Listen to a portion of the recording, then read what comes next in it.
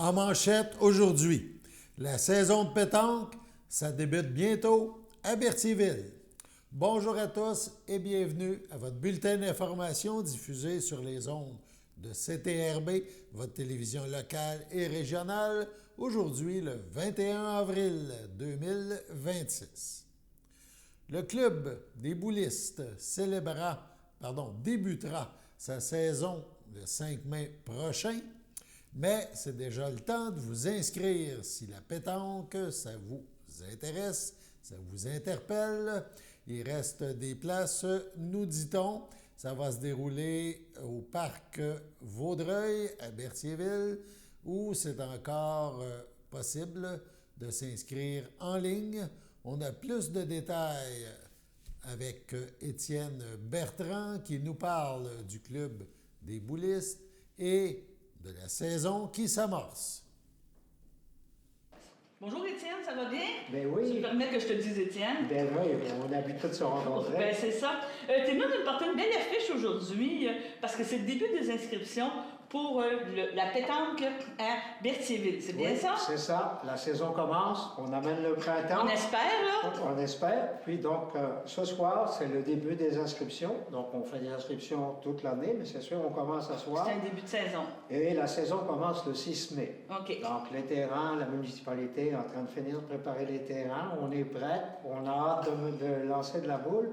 Et cette année, on a une primaire, c'est parce qu'on a des jeunes de Berthier qui font partie du club et on va les préparer pour les prochaines Coupes du Monde. C'est pour ça qu'on fait des sessions d'entraînement. Tu me parles, les terrains, il y en a combien à Berthier de terrains? On va avoir 11 terrains réglementaires. OK. Est-ce que ça doit être réservé? Mettons, je viens m'inscrire, je dis, bon, ben là, je veux rejouer à la pétanque comme quand j'étais plus jeune, mettons. Bon. Tu vas me donner de l'information, tu vas me donner de la formation aussi. Pour pouvoir jouer régulièrement, il faut faire partie du club, il faut prendre la licence fédérée pour avoir les assurances. Okay. C'est 40 $ pour l'année, c'est-à-dire du 15 avril au 15 mai. Ça, c'est dans le prix qui est indiqué là. C'est indiqué là. Donc, okay. Avec le 40 $, bon, ben, on fait des activités, on va à des tournois extérieurs, on a la chance d'avoir Jean-Michel Denacour, champion canadien, qui vient faire la formation avec nous.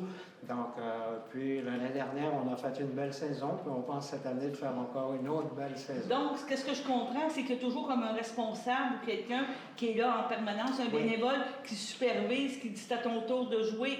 On ne réserve pas nos terrains, mais il y a une rotation. C'est ça, il y a une rotation. Les gens s'inscrivent, on fait un... Et tu t'inscris comment? Tu t'inscris la journée même ou... Oui. Une fois que les gens ont leur licence, ils viennent, c'est tous les mardis et tous les jeudis. Okay. Ils arrivent vers 6h, 6h15. Okay. On les rentre dans notre fichier de données. On fait un tirage pour savoir qui joue contre qui. Puis on fait 2 ou 3 parties selon la température, selon le temps des parties. Puis quand c'est fini, ben, on se dit salut, puis à jeudi prochain. À jeudi prochain. Vous en profitez pour faire un peu de formation, pour aider, parce que là, tu me parles de 9 à 99 ans. Il y a beaucoup de gens qui ont joué à la pétanque comme moi, je l'assume, mais qu'on n'a jamais... À part de savoir, il faut l'amener, lancer notre cochonnet puis envoyer notre boule la plus proche. C'était ça mes règlements. Mais toi, tu vas dire, ça c'est correct, tu leur permets de jouer de cette façon récréative-là, ou tu mets les règles vraiment de la fédération? Non. Tout dépend des joueurs. Il y a des joueurs qui font ce qu'on appelle la tournée des tournois, donc les autres, ils sont habitués, ils suivent les règlements à la lettre. Mais quand on a monsieur et madame de 80 ans, 75 ans, bon, on leur donne des petits conseils et puis ils jouent. Le but, c'est de s'amuser. Okay. Donc, ils font des parties, puis des fois, ils ont la chance de jouer avec le champion du Canadien pour pouvoir s'améliorer, mais des fois, ils jouent contre. Oui, c'est ça, exactement. C'est vraiment convivial, c'est pour permettre à tout le monde d'avoir du plaisir. Puis il y a ceux qui veulent progresser, puis ceux qui sont à l'aise dans la façon vraiment récréatif, on joue. Il n'y a pas de jugement. Il n'y a pas de jugement, on est vraiment là pour s'amuser. Tu me parles de 9 ans, c'est parce que c'est l'âge minimum. Oui. Plus bas, vous attendez, vous dites né. Pour les plus bas, on va dans les écoles parce OK. que c'est quand même assez demandant Oui. pour la pétanque. Puis bon, ben, La concentration. La concentration. Donc, à partir de 9 ans, c'est correct, on est capable de les faire jouer avec des adultes, mais plus bas, on ne peut pas parce que OK, je comprends. C'est ça, puis je dirais la confrontation, c'est une façon de parler, on peut s'entendre. Là, est-ce que, je te pose la question, est-ce qu'il y a un tarif si tu demeures à Berthierville ou tu es de l'extérieur, ou c'est le même tarif partout? Est-ce que tu es au courant de cette particularité-là? Chaque club a son tarif. OK, donc c'est vraiment 40 que tu viennes de Saint-Ignace, de partout? C'est le même prix pour tout le monde. OK. Parce qu'avec cet argent-là, parce qu'il y a beaucoup de frais à cause de l'école de pétanque, puis bon, ça nous permet d'acheter des polos, ça permet, à la fin de l'année, on fait un petit party pour féliciter. OK, je comprends. Donc, dans le fond, le mardi et le jeudi, c'est réservé au club de pétanque. Si je vais jouer à pétanque le mercredi, il n'y a pas de problème. OK, c'est comme une activité gratuite. Oui. Puis si les gens avaient besoin de matériel, ils nous contactent, puis on peut leur dévorer la porte, leur prêter du matériel, à condition de le remettre en place. On comprend très bien. La municipalité nous prête le chalet, donc on a tout installé, on a tout l'équipement pour faire de l'entraînement, donc et on est très ouvert s'il y a des gens qui veulent venir d'autres journées, il n'y a pas de problème. Dernière question, tu as eu combien de participants l'an dernier? On était près de 60. Ah, c'est quand même bon, ça a créé une diversité, ça a créé... Oui. Puis on avait toute catégorie d'âge. Je pense que le plus vieux devait avoir 86, 87. Oui, parce que ça joue encore quelque soit l'âge.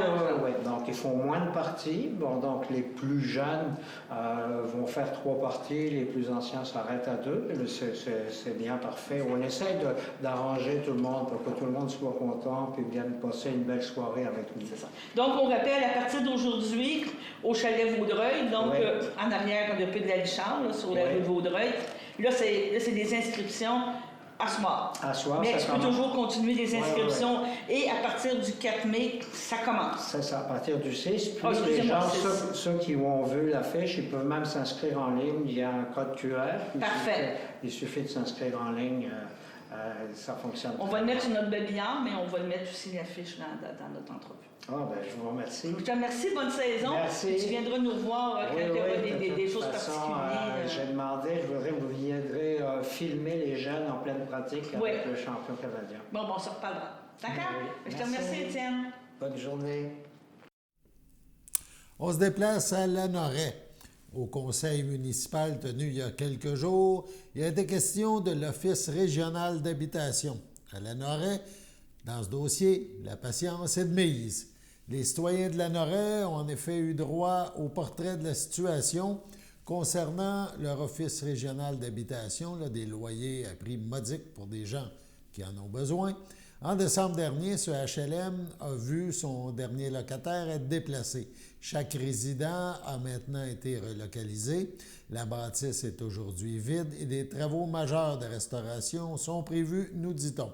Pour ce genre de restauration, il est même question d'un délai de 1 à 2 ans. Parmi les problèmes à corriger, il y a de la moisiture qui a été constatée dans les logements dans la bâtisse. Des travaux de quelques millions de dollars sont donc nécessaires, nous dit-on. L'édifice, on le rappelle, appartient au gouvernement du Québec lors de la séance mensuelle des élus. La conseillère Lynne Clermont, qui siège sur le conseil d'administration de l'ORH à titre de représentante de Lanoraie, a résumé le dossier. Écoutez, je voulais prendre 5 minutes du temps ce soir pour faire le point sur l'ORH de Lanoraie. Donc, c'est un point qui est en date d'aujourd'hui. Donc, vous n'êtes pas sans savoir que l'ORH, depuis quelque temps, est fermé, qu'il y a des travaux majeurs qui vont être effectués. Donc, je vous donne un petit résumé en quoi consistent les travaux qui vont être faits. Il va y avoir la toiture qui va être refaite au complet. L'intérieur va être strippé au complet et elle va être refaite au complet. La plomberie va être refaite, l'électricité va être refaite, le revêtement sol, donc plâtre, peinture, évidemment. L'extérieur, les portes et fenêtres vont être changées. Le revêtement extérieur, autre que la brique, va aussi être changé. Il va y avoir la terrasse aussi au 2e étage qui va être rénovée. Donc, pas besoin de vous dire que c'est vraiment des travaux majeurs. C'est des travaux qui, on ne parle pas de milliers de dollars, on parle de quelques millions. Donc, je veux vous expliquer un petit peu comment ça fonctionne, là, les gens à la maison, puis les gens ici qui sont avec nous, comment ça fonctionne, le processus. Donc, il faut savoir que ça appartient, ce logement-là, ce bâtiment-là, ça appartient au gouvernement provincial. Au départ, les architectes, ils vont faire les plans, les devis, ils vont s'assurer que tout est conforme et ensuite, tout va être envoyé à la SHQ. Ensuite de ça, la SHQ va avoir à donner le feu vert, il va avoir un appel d'offres qui va être publié sur le SEAO, c'est le système électronique d'appel d'offres gouvernemental. Les constructeurs généraux, ils vont avoir entre 30 et 60 jours pour remettre leur soumission. Ça veut dire quoi? Ça veut dire qu'ils vont vérifier, eux, le prix qu'ils vont mettre. Ils vont vérifier aussi, ils vont demander à des sous-contractants qui vont travailler pour eux combien ils vont leur charger. Ensuite de ça, il y a une ouverture, une vérification complète des soumissions, à savoir, est-ce que le constructeur qui a soumissionné le moins cher, parce que nous, c'est ça, là, ça va être le constructeur qui va avoir soumissionné le moins cher, mais il faut qu'il soit conforme. Ça, ce que ça veut dire qu'il faut qu'il soit en règle avec les instances gouvernementales. Il faut qu'il y ait des assurances responsabilité suffisantes. Il faut qu'il soit en règle, évidemment, avec la CCQ et la RBQ.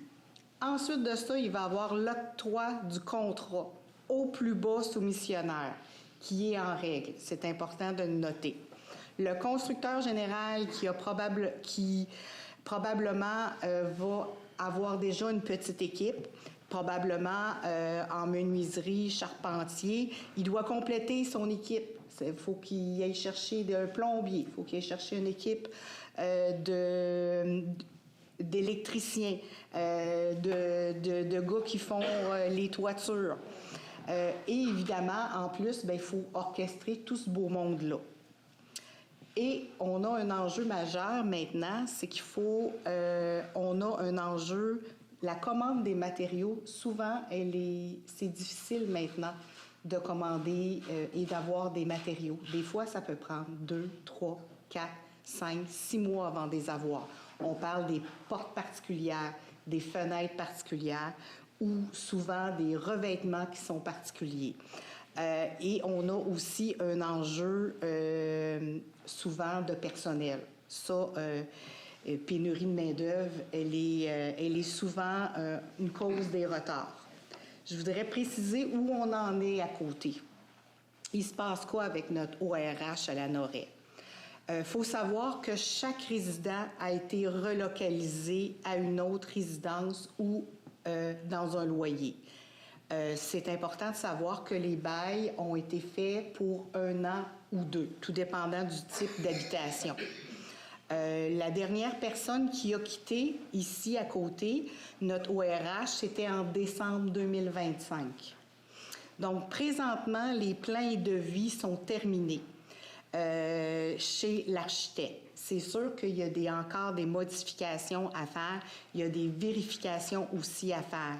Donc, il y a certaines sections qui sont encore à modeler dans ces plans-là.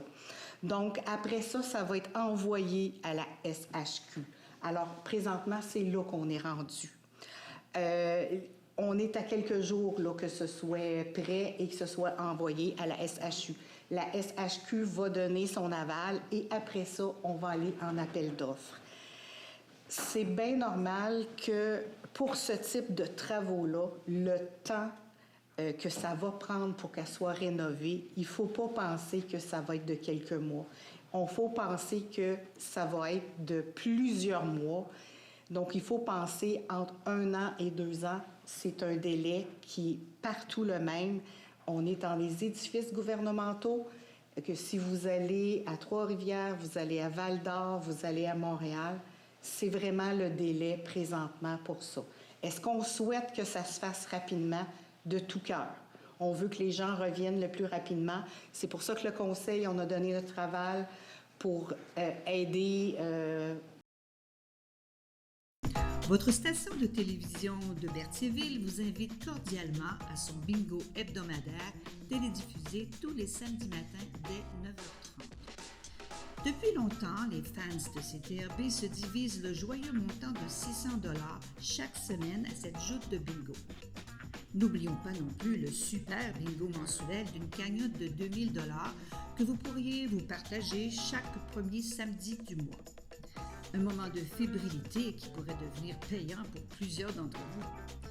Pour vous procurer ces fameuses cartes de jeu, les dépositaires participants sont à Berthierville, le dépanneur Formule 1, la station-service Arnois sur le boulevard Gilles-Villeneuve, le marché IGA Extra Famille Mont-d'Or sur la rue Gabrielle Brissette, le marché Métro Boucher sur la rue Notre-Dame et la pharmacie Proxime sur la rue Frontenac.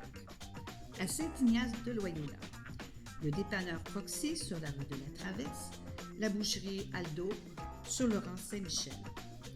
C'est donc un rendez-vous hebdomadaire chaque samedi matin à 9h30 sur les ondes de CTRB, votre télévision locale et régionale, celle-ci toujours en haute définition. Toute l'équipe de CTRB vous remercie de votre fidélité et vous souhaite bonne chance.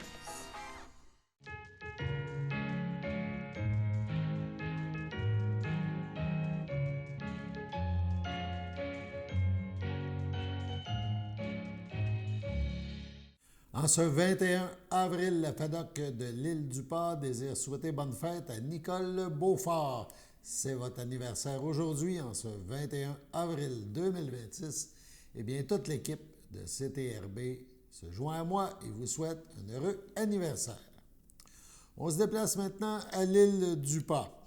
Il y a un problème de drainage pluvial important pour l'île Saint-Amour, à l'Île-du-Pas. Donc, on en parle au conseil municipal. 6.3. Projet de drainage pluvial à l'île Saint-Amour. Attendu que la municipalité souhaite réaliser des travaux de drainage pluvial à l'île Saint-Amour, attendu que la mise en place d'un exutoire est nécessaire au bon fonctionnement du réseau de drainage souhaité, attendu que l'implantation de cet exutoire nécessite l'acquisition d'un terrain, attendu que la municipalité désire entreprendre des démarches afin d'évaluer les possibilités d'acquisition et d'engager des discussions avec le ou les propriétaires concernés. En conséquence, les proposés par, appuyés par et résolus. Que le conseil municipal autorise les démarches nécessaires en vue de l'acquisition d'un terrain requis pour l'aménagement de l'exutoire dans le cadre du projet de drainage pluvial à l'île Saint-Amour. Que ces démarches incluent notamment la prise de contact et la tenue de discussion avec le propriétaire ou les propriétaires, ainsi que toute analyse pertinente relativement à cette acquisition. Que toute acquisition éventuelle devrait être entérinée par résolution du conseil municipal. Il y aurait besoin d'un proposeur et d'un secondaire pour ça. M. Marcel Bélier propose. François Drainville, second. Est-ce que c'est unanime? Non.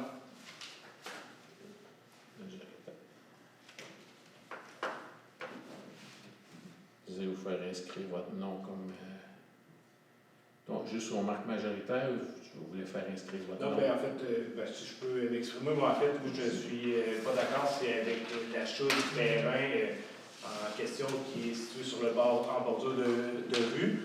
Il y a le propriétaire du terrain là, a déjà des démarches pour établir un bâtiment sur ce terrain-là.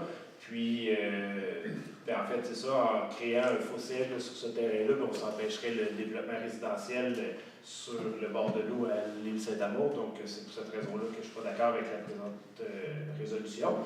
Cependant, je suis d'accord avec la démarche des travaux là, pour trouver une solution qui va être bonne là, pour l'ensemble des citoyens. Bien. Le dossier d'égouttement, on a eu un rapport qui a été soumis par la FQM pour essayer d'améliorer le sort de l'égouttement de l'île Saint-Amour. Et suite à cette recommandation-là, on doit trouver un passage pour écouler l'eau. Et c'est la résolution qu'on a prise ce soir, qui est la résolution pour trouver un exutoire à l'eau. C'est là qu'on est rendu. Et il va y avoir une rencontre publique qui va être mais qu'on soit un peu plus avancé, il va y avoir une rencontre publique qui va être faite avec tous les citoyens de l'île Saint-Amour pour les informer de la démarche totale. OK, fait que pour l'instant, on peut pas avoir plus de détails. Tu sais, si l'achat de pas de la maison, mais du terrain est envisageable, j'imagine qu'il y a une firme qui a été retenue. Puis Oui, c'est la Fédération québécoise des municipalités qui a soumis. C'est Infocel, c'est-tu Oui, les deux. système de Non, pompage? c'est pas un système de pompage, c'est de l'égouttement naturel. OK. Oui, il y a des ponceaux à remplacer. Il y en a plusieurs qui sont recommandés à être remplacés. Là, le chiffre exact, je ne m'en rappelle plus. Mais il y en a une dizaine facile, si c'est pas plus. OK. Parce qu'on s'entend que c'est pas juste en surface le problème, c'est vraiment la nappe phréatique. Bien, nous, la partie qu'on va s'assurer avec ça, c'est au moins que l'eau sorte. Là, l'eau ne sort pas. Fait que là, on veut que l'eau sorte et d'essayer de la faire sortir le plus bas possible. Ça, c'est là qui est notre Parce que présentement, c'est pas juste les sous-sols des maisons, on parle des installations septiques qui ne fonctionnent pas en ce moment même. Si vous passez sur l'île, vous allez avoir une surprise. Il y a du monde qui jette nos excréments directement dans les fossés en ce moment. Oui. Parce que ça fonctionne pas. Puis tu sais, si je peux répondre à votre objection tout à l'heure, c'est bien beau donner l'autorisation pour un autre bâtiment ou quoi que ce soit, mais ça serait bien de régler le problème avant de donner les permis. Parce que si la personne se construit là, elle se ramasse avec un problème comme le nôtre. Moi, ça fait déjà bientôt 9 ans que je suis là. Ça fait 9 ans que je me bats avec l'eau là-bas. J'ai tout fait de mon côté. J'ai tout résolu mes trains français, mes gouttières. Tout est impeccable, mais je ne suis pas capable de me débarrasser. Ça, je pense que c'est votre responsabilité. Fait qu'avant de donner un permis pour quelqu'un d'autre, je comprends, c'est bien d'accueillir du monde ou quoi que ce soit, mais peut-être aider les problèmes avant de donner le permis. J'aimerais peut-être prendre la parole, M. le maire, pour expliquer le pourquoi je m'oppose à la décision. En fait, c'est pas pour dire que je ne suis pas d'accord avec le problème d'écoutement à l'île Saint-Amour, c'est que dans les résolutions, il est prévu d'entamer des discussions avec un propriétaire terrien. Les discussions ont déjà été amorcées. On a déjà reçu des communications du propriétaire qui nous parle de son prix qu'il souhaite avoir pour son terrain. On a reçu aussi le projet qu'il souhaite mettre de l'avant. Les problématiques que vous vivez ne seraient pas vécues dans le projet qui est mis en question. Donc, ça n'aurait pas un impact nécessairement sur votre habitation. Mais en fait, c'est la raison pour laquelle là, je n'étais pas prêt à voter favorablement aujourd'hui par rapport à ouvrir des négociations qui ont déjà été entamées. Est-ce que vous pouvez nous rappeler le prix, monsieur le maire, qui a été soumis? On parle de 35... C'est des discussions, ben, c'est des discussions qui sont... Non, c'est des discussions qui sont publiques. Même si est-ce que... Si les citoyens faisaient une demande à cet effet-là, est-ce qu'il y aurait accès à... Là, j'ai pas eu de demande d'accès à l'information présentement. Non, mais je veux dire, est-ce que c'est des informations qu'on ne peut pas transmettre pour le moment? Bien, pour le moment, il n'y a pas vraiment eu de discussion. Donc,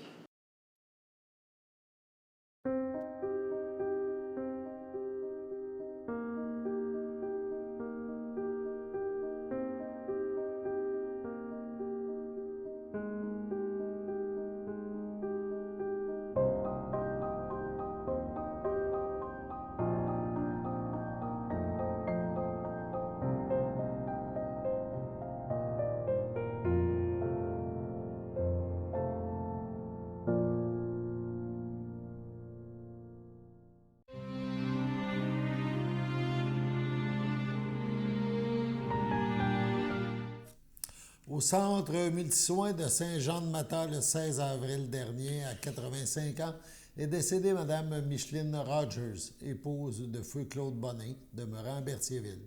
Elle laisse dans le deuil ses enfants, Régent Bonnin, Daniel Lambert, Sylvain Bonnin, Michel Bonnin, Linda Bertrand, Daniel Bonnin, Suzanne Heinz, François Bonnin, Julie Bonnin, René Chabot, Annie Simard, feu Stéphane Bonnet, ses petits-enfants et ses arrière-petits-enfants, ainsi que plusieurs neveux, nièces, autres parents et amis. Madame Micheline Rogers ne sera pas exposée et une cérémonie aura lieu en toute intimité à une date ultérieure. Au pavillon des soins palliatifs à l'hôpital de Joliette, le 9 avril dernier, à 72 ans, est décédé M. Richard Ouimet, conjoint d'André Dubois, Belle-Rose, demeurant à Berthier. Il laisse dans le deuil, outre sa conjointe, ses filles, Marie-Ève Ouimet, Philippe Caron, Isabelle Ouimet, Francis Boucher, ses petites-filles, Maëlie, Rose, Juliette, Livia, Romy, ses nièces, Sylvie et Anne-Marie Ouimet, Julie Lacombe, ses beaux-frères et belles-sœurs, ainsi que plusieurs amis. La famille tient à remercier l'équipe de l'hôpital de Lanaudière au 5A pour les bons soins prodigués à M. Ouimet et leur support. Vos témoignages de sympathie peuvent se traduire par des dons effectués à la Fondation pour la santé du Nord de Lanaudière. Des formulaires seront disponibles au salon. La famille vous accueillera samedi, le 25 avril, dès 13h, au complexe funéraire F. Thériault, 741 rue Notre-Dame à Berthierville. Un hommage suivra sur le lieu même, le même jour, à 16h30, en la chapelle donc du complexe. Entouré de ses proches à l'hôpital de Joliette est décédé M. Michel Lefebvre, le 3 avril 2026, à 70 ans. Il était le fils de feu Yvonne Saint-Maurice et de feu Robert Lefebvre. Il laisse dans le deuil ses enfants, feu Dominique, Marie-Pierre, Pascal, Andréane, Stéphane, Francis, Maëlie. Ses petits-enfants Dominique, Simon, Jasmine, Maxandre, Michael, Juliette, Nathan, Jaden et Nolan, son frère Roland, Gaétan, sa nièce, son neveu, Jennifer et Kenny, ainsi que plusieurs autres parents et amis. La famille tient à remercier le personnel soignant du 5A au CHRDL pour les bons soins prodigués. La famille vous accueillera dimanche 26 avril au salon Thériault à Joliette, 674 rue Saint-Louis, entre midi et 16h. Au CHDL de Saint-Charles-Borromée, le 4 avril dernier, à 90 ans, est décédée Mme Marguerite Lessard, fille de feu Raoul Lessard et de feu Laura Lessard, demeurant à Joliette, autrefois de Berthierville. Elle laisse dans le deuil ses nièces et ses neveux. Martine Lessard, André Huot, Denise O'Connor, feu Normand Lessard, Diane Lessard, Denise Champagne, feu Alain Bacon, Michel Champagne, Lucette Carpentier, François Champagne, Monique Riopel, Daniel Champagne, Rachel Lacourse, Jacinthe Champagne, Michel Brissette, ainsi que plusieurs autres parents et amis. La famille vous accueillera dimanche, le 17 mai, dès midi, au complexe funéraire F. Thériault, 741 rue Notre-Dame à Berthierville. Suivra une liturgie en la chapelle du complexe à 15h.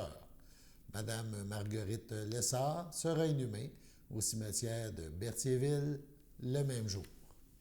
Sur ce, passons à la météo.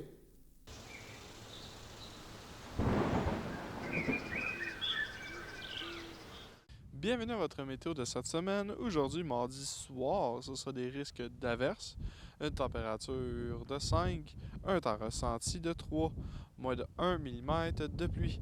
Mardi nuit, ce sera des précipitations mixtes, une température de 1, un temps ressenti de moins 2, moins de 1 mm de pluie. Mercredi matin, ce sera plutôt nuageux, une température de 3, un temps ressenti de 1. Mercredi après-midi, ce sera un ciel variable, une température de 13, un temps ressenti de 13. Mercredi soir, ce sera nuageux avec averses, une température de 7, un temps ressenti de 5, moins de 1 mm de pluie. Mercredi nuit, ce sera des risques d'averses, une température de 3, un temps ressenti de moins 1, moins de 1 mm de pluie. Et voilà, c'était tout pour votre météo.